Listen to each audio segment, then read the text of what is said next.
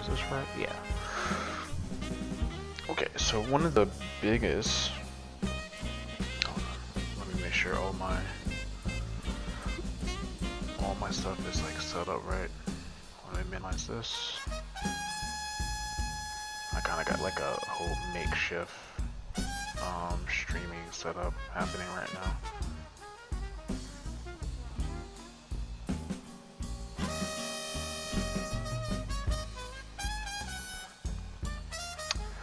Okay.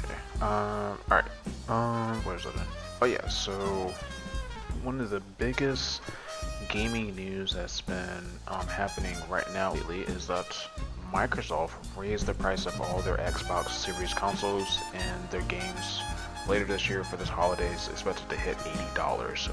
That's the whole reason for the stream title.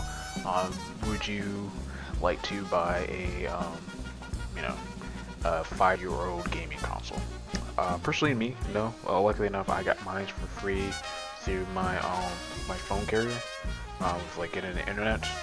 They no longer have that deal anymore, so unfortunately, you guys are lucked out of it. So I got really lucky to get like a series console. But yeah, let me know if you guys can hear me. Hopefully, my voice is loud enough and the music's not overpowering. Hold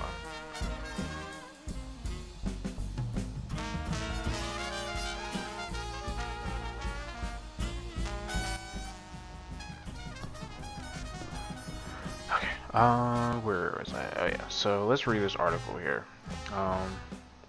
So Microsoft is raising prices of Xbox by a lot. In an announcement today, the company said it will be raising prices of Xbox consoles, controllers, headsets, and some games. The price hike for consoles and accessories kicks in today, May 1st. So that is pretty bad. While game prices will stay the same for now, we should expect to see Xbox charging $80 for new first-party games around the holiday season. So it seems like it's just going to be first-party games. Price increases are taking effect globally with the exception of headset prices, which are only go up in the US and Canada. So going forward here, the expected prices of various Xbox consoles and accessories in the US. So we can see this series. So if you don't know the Xbox Series that came out, there are two versions: the Series S, which is supposed to be like the budget, low quality one, and the Series X, which is supposed to be the higher tier one, sort of like an iPhone 16 or 16 Pro Max or S24 or something like that. So there's different sizes. So you can see here, I don't want to read out here. So basically, Series S, 512 gigabyte storage. It's a pretty good, decent size. It is now going to be $380 now, which is crazy. Series X is going to be like 600. The 2 terabyte version is going to be 730. And on top of that, the wireless controller. It's honestly insane. You can see other pricing changes by region on the official Xbox announcements page here. Microsoft issued IGN with the following statement as to why the price increase were taking place. So I've never read this part here, so now we get to see. Now I get to see in person why. We understand that these changes are challenging, and they were made with careful consideration given market conditions and the rising cost of development. Looking ahead, we continue to focus on offering more ways to play more games across any screen and ensuring value for Xbox players. Though we don't know yet which first-party Microsoft games will cost $80, we can guess the lineup may include the next mainline Call of Duty, the next Fable, which was recently delayed to 2026, the Perfect Dark reboot, NXL's Clockwork Revolution, Rare Everwild, which Microsoft gaming boss Phil Spencer recently checked out, the Coalition's E-Day, Gears of War, Kojima's OD, the horror game he's making, and then State of Decay 3. Psychonauts developers Double Fine is also working on a new game. I didn't know that. I wonder what they're working on. Microsoft has a Xbox Games Showcase 2025, as well as in the Auto Outer Worlds, not Wilds, to direct plan for June, where fans will no doubt find out more. This is the first time we've seen a price hike for Xbox Series S consoles since its launch in 2020, with the company committing to maintain existing prices back in 2022. Astonishing as the amount these prices are increasing may be, Microsoft raising price in the first place isn't that a surprise. Inflation did this exact same thing in UK, Europe, Australia, and New Zealand just last week. Yes, they did, for the second time in 2 years. So this is kind of the first time that, that's interesting. Yeah, so kind of giving them like a slack a little bit, since this is kind of like the first time, to my knowledge, that they did this in a while. And then obviously Sony has done it twice, so it's not too crazy. I just think it's crazy. Okay, that's kind of the end of that article. I just think it's kind of crazy that I don't know, for a 5-year-old console, you're just increasing the prices like that. That just doesn't sound. It's just insane to me. Like, you think you would like lower it, or like to increase the prices. Like, I would rather you. I'm not even gonna say it, because I was gonna say I'd rather you increase the prices of the games, because that makes more sense, because the games are new and they're coming out. But like for a console hardware that's been out for like 5 years and there's really no improvements to it, like there's really no point in you increasing the price of it, because I wouldn't want to. Like, if I didn't have an Xbox Series X already, I wouldn't want to get this. Like, this would prevent me from getting a console even more. And I wonder if I saw somebody like comment, or somebody had some discussion about this.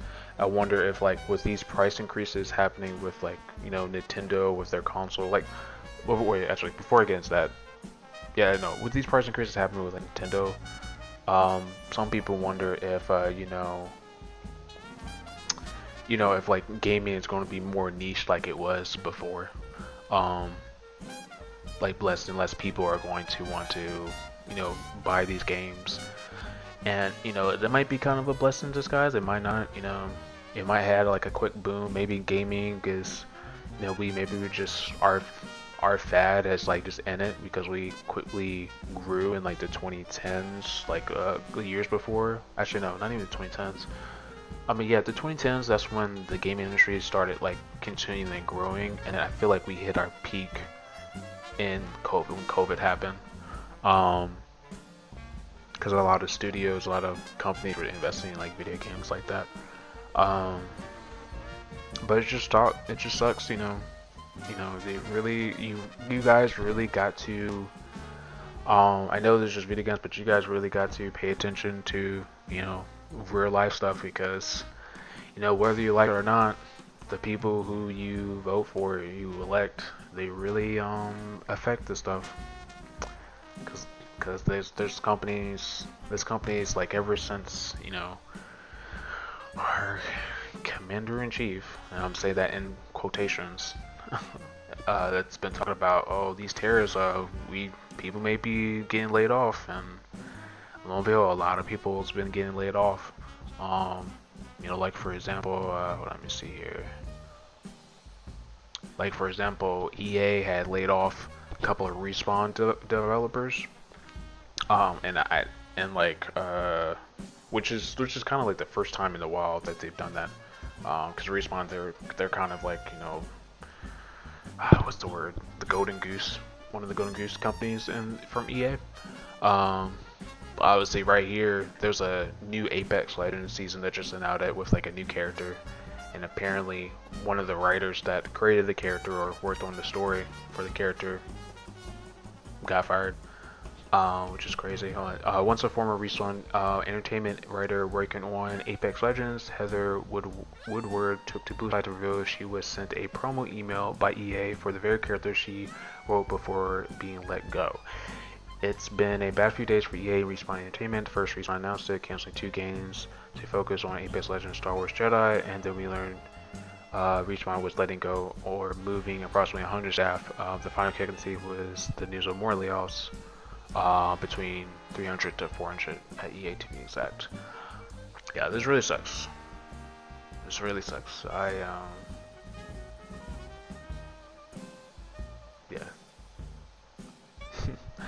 Yeah, it's just the irony of the whole thing. And the craziest part is that I believe, yeah, I'm. They had announced too that they were working on an extraction shooter for Titanfall, and I mean honestly, I'm not too keen on extraction shooters. I've never been like interested in them. I would rather just Titanfall be like a single player game, but you know it just honestly sucks. You know what? Actually, it would be kind of interesting to see, because at first I wasn't too sure about it. I was like, you know, kind of glad they didn't come out with it, but I don't think extraction shooters are like the big boost that everybody's like big next gaming trend. Like it was like Soulsborne games. It was just because Halo Soulsborne game coming out. But yeah, that's crazy. Best of luck to all the people that lost their jobs. Um, Another thing that I wanted to check on is another news that came out today is that Epic Games news on like I don't know if you guys know, but Epic Games and Apple has been has been battling it out. Because if you don't know, Apple, whenever developers, you know, have like their apps on the game, like for instance, Twitch. If you have Twitch on your Apple device and you try to subscribe to a Twitch viewer, not viewer, to a Twitch streamer such as myself, and you know, shout out, just subscribe, you know. But if you subscribe on Apple device, iOS device, it is more expensive. It's like a few dollars extra, and that's because Apple charges extra for yeah, the Apple charges extra for for like into like purchasing the things on the devices, because it's basically like a commission, like you're on their service, so they want a little bit extra money for it. While the other companies, it's just kind of like there's a commission, but it's probably not as much. Oh, I didn't know Epic Games didn't carry. Well, I did know that, but I didn't know their headquarters are there. Hold on, I didn't want to. I want to get.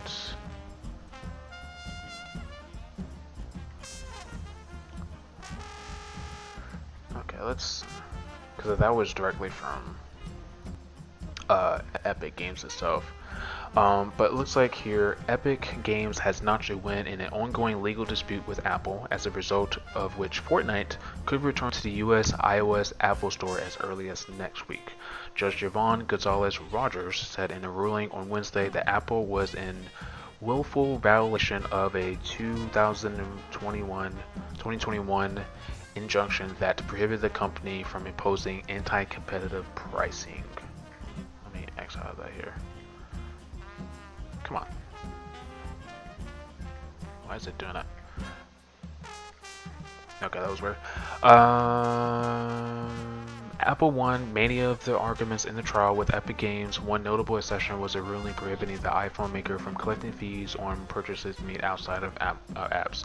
At the time, Apple was told to change its App Store to allow developers to direct customers to their websites, where users could then make purchases. Per the ruling, Apple not only failed to comply, it did so willfully and with the intent of creating new anti-competitive barriers. That is thought that court will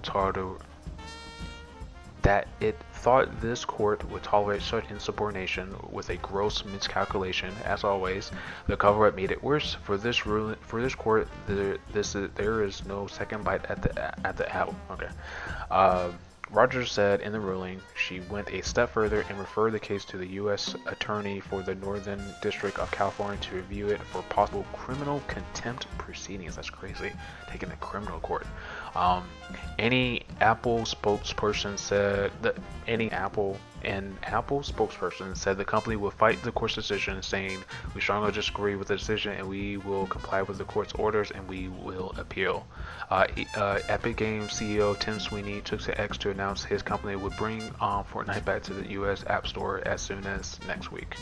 As The Verge reported, Sweeney also extended a proposal to Apple if Apple extends the court's friction-free Apple tax-free framework worldwide will return Fortnite to the App Store worldwide and drop current and future litigation on the topic, he wrote. The ruling was celebrated by other tech companies affected by Apple's policy. This landmark court ruling is a victory for developers everywhere, Spotify spokesperson Gene Moran said in an email statement. Spotify will move quickly to submit an app update to Apple, enhancing the experience for our consumers across the United States. So from what I'm understanding, it just sounds like Apple was winning the fight, and then they did something dirty in the dark, and it was revealed in light. So that saying, "What's done in the dark is eventually shown in the light." So that's exactly what happened here, and the judge, Judge Rogers, did not like that, and so not only that they penalized them, but they went a step further, and it looks like Fortnite Epic Games, they won, and they're bringing it back. So the Apple users, they're just going to be just freaking out. They don't know what the fuck is going on in the game. But yeah, no, shout outs to Epic Games. I know a lot of developers or the app developers, they're really happy because Apple, they really taxing on that type of stuff. But yeah, that's it for that there. I wanted to check this out here before I get into the anime manga stuff. So Arc Raiders. Is Arc Raiders PvP extraction gameplay Luke can explain? So like I said earlier, I'm not too big into extraction shooters. Never really found I never really heard of Escape from Tarkov until I don't know, I heard about it. I don't know, I heard it in passing, and I never really had any interest in it. And I know Bungie's doing Marathon, which is supposed to be an extraction shooter, and I saw the gameplay. I like it being colorful, and it seems pretty cool. And I like the whole Halo, Destiny shooting atmosphere that it has. But I'm not really too keen on it because I'm not really sold on the extraction shooters. I think I'm just kind of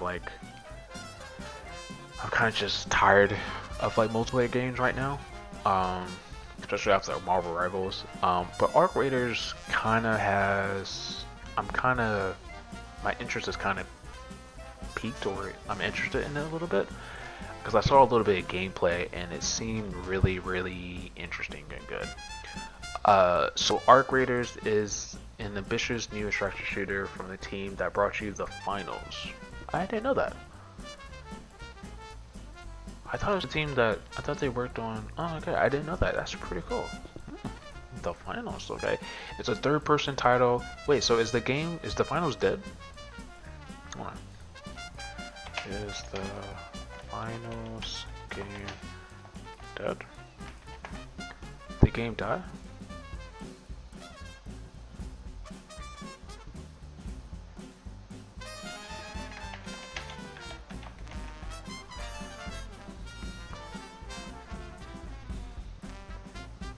Free-play first-person shooter though, published by Nexon subsidiary and Embark Studios. The game focuses on. Oh, I can see the style influence in it. Really? Yeah, I did not know. I mean, the game seems kind of dead. This game came out last year. No, it came out to play Switch 4 last year. It came out 2 years ago. Jeez, time flies. Yeah, it's a third person. I did not know that. Is Arc Raiders PvP or is it exclusively PvE based? Let's find out. Arc Raiders. You know what? Fuck this. I've been kind of interested in it. I want to. I want to see if I can get into the alpha or something.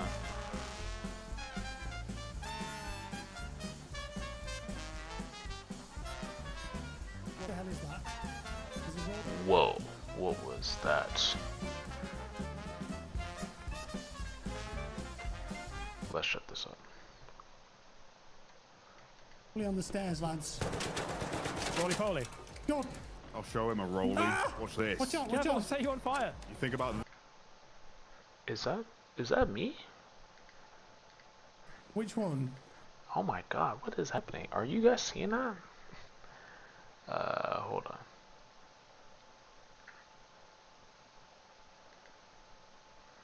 shut the door. Oh, we're fine. We're fine. We're fine. Are you guys? No, this is okay. This is the guy I was watching. The building. Viper, we don't have much time to get to him. If you can try to figure out a way to him, because I might not be able to get to him in time. Yeah, I've got the sniper watching me. Like, it looks so Wait, can I make that? It looks I so think I good. can make this jump. to me. Like, I'm really interested in it. Yes. Okay. I'm coming to you, Clutch. Okay. I think. Yeah, yeah. I think should be a window you can climb out of. Yep. Yeah. Yeah. I There's a live. drone here too. Yep. It doesn't see us yet, so Yeah, I'm I'm gonna getting just let it clutch. pass. Reviving. Why am I not using my defibs? Can I just use defibs? Because I'm not dead. I think if you're dead, you can. Holy moly, I'm gonna need a heal. Okay, let's get in this building here. Down. We're going down. Okay. Yep. It looks so good, and like the audio sound like is like really good it's like it actually too. gets the Like chorus it up Yeah. That's so cool. like it's so loud, but it's not loud. If that makes sense. I'm gonna sit here in this little corner. I don't know how to above. describe it. Dude, that fight in the hospital was awesome. That was so cool. That was. Oh yeah, let's go back to that real quick. There was a shootout he had with some enemy.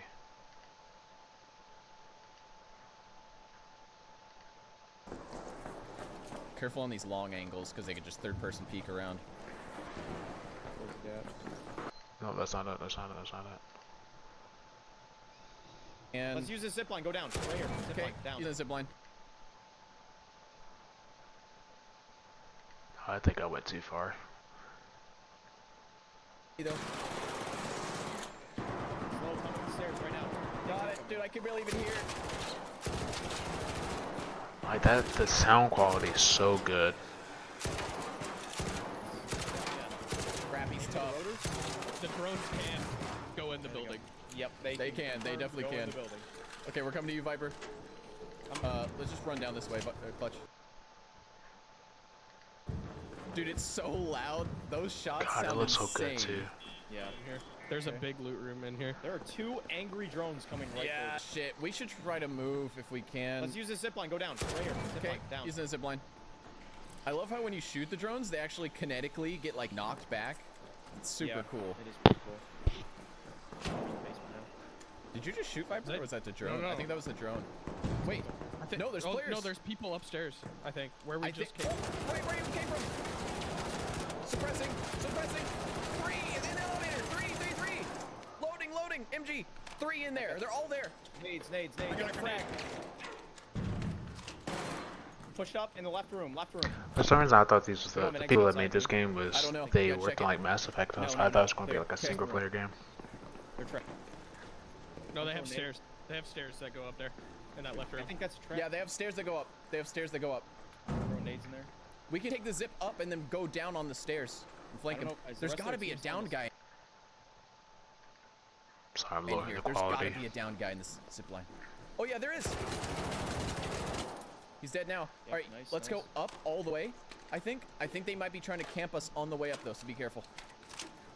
I'm going up. Oh shoot. Okay, you go up first. You go. I'm going. Second floor's clear. Third floor, I'm up. There's no one up here. Okay. Do you want to go? Oh shoot. Okay. Let's just work our way down that stairwell. I think. Okay. Yep.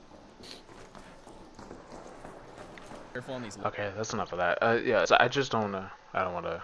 Yeah, it looks pretty good. It looks pretty good. I'm interested. I actually want to play the game. Okay. What's next? Oh yeah. So this. How one controversial manga is reducing tourism to Japan. So I thought this was pretty interesting. This article came out yesterday. So hold on.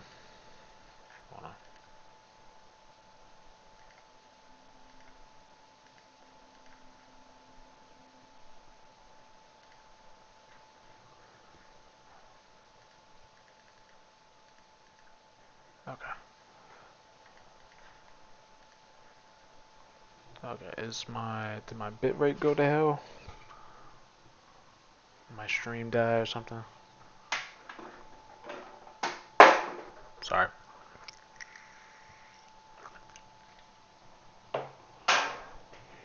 Hope my stream did die.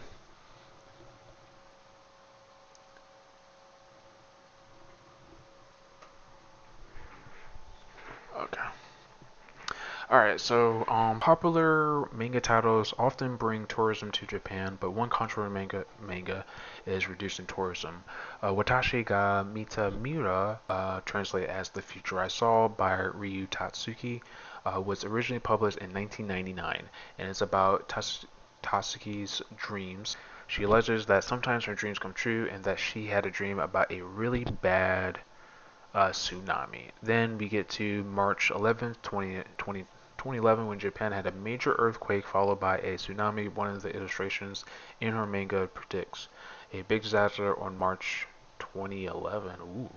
That convinced some people that she had predicted the future. Suddenly, Tatsuki famous.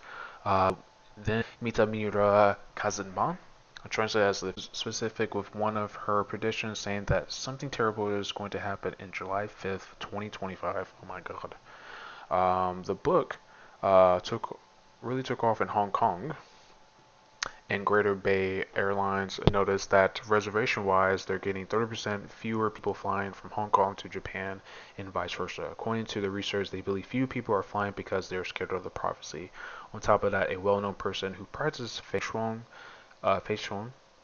yeah, Feng Shui? I don't know if I pronounced that right. If not, oh well. No, not oh well. Just correct me in the comments. Where was that at?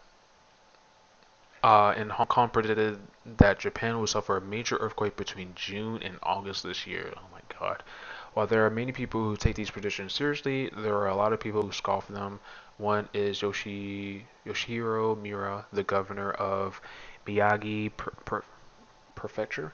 I think it's a problem that this information based on rather unscientific evidence is spreading on social media and having an impact on tourism, grumbled Governor Morai. Sora News 24 also captured examples of Japanese people online who don't believe that Tatsuki can predict anything. Just calling it a great disaster is completely vague, isn't it? Gee, thanks a lot, occult YouTubers. I wonder how sales are doing. And then there was this comment, great, now I have to lose my virginity. Yo, Japanese people are funny, bro. Oh my god. No, I thought this was really interesting.